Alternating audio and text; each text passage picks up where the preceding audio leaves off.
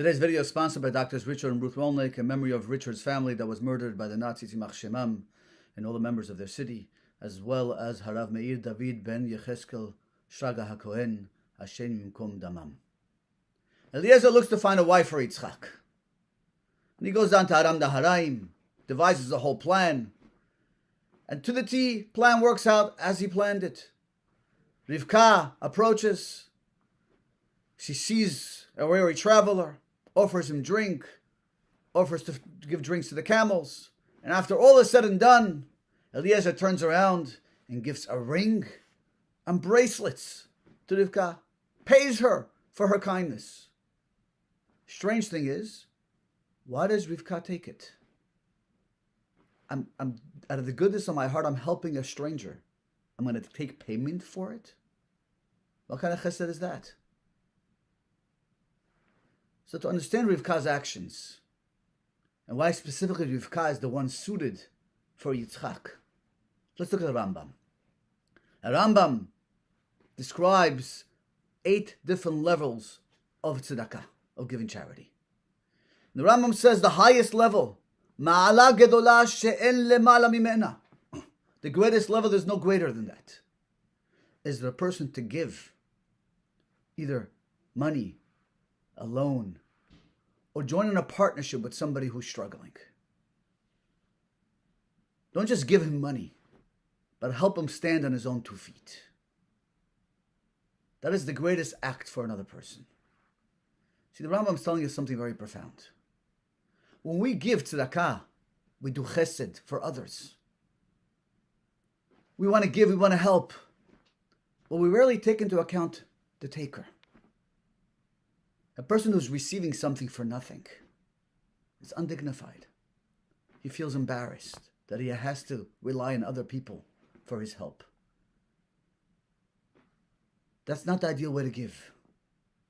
See, God wired us that we don't like free gifts. We want to earn it. Because the reality is something we didn't work for, we didn't earn, is not ours. Therefore, that's why God created the world. So we can work to receive the pleasure and the reward that God wants to give us. So it's not just free. That's what Ramchal calls Nahama de Chisufa, bread of embarrassment. So that's why we're here. So it's not free. So it belongs to us. We earned it. But every act of chesed is free. And the person doesn't really take ownership of it because it's embarrassing.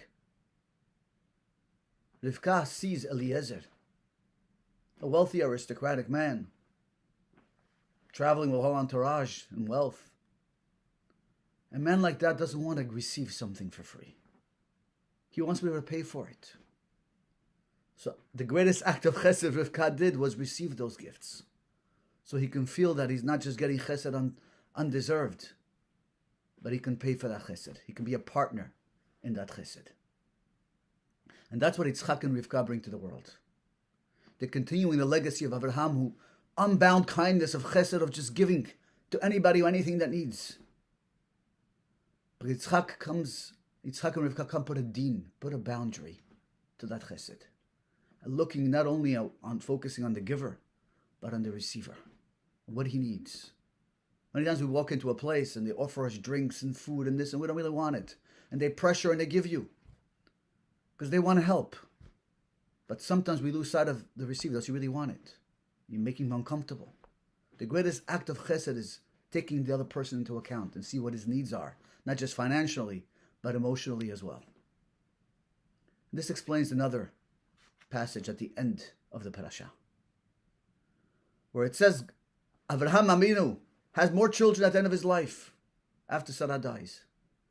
But he gives them gift. He gives them gifts. But everything that he had, he gave to Yitzchak. And there's an inherent contradiction here in the Psukim. On one hand, you tell me everything he had, he gave to Yitzchak. On the other hand, you tell me he gave gifts to the other ones. So he didn't give Yitzchak everything. But I think this helps answer that contradiction. You see, the other children did not continue the legacy of Abraham Avinu. They left, they were sent away. Whatever gifts they had were free. They were undeserved, unearned. And therefore, they were just that. They were matanot. They were gifts. Yitzchak, on the other hand, continues the legacy of Avraham and builds on what Avraham brought to the world. So whatever he was given, it was earned, it became his. So it's kol asher lo, everything that Avraham had ended up giving to Yitzchak. Because that became his, it belonged to him.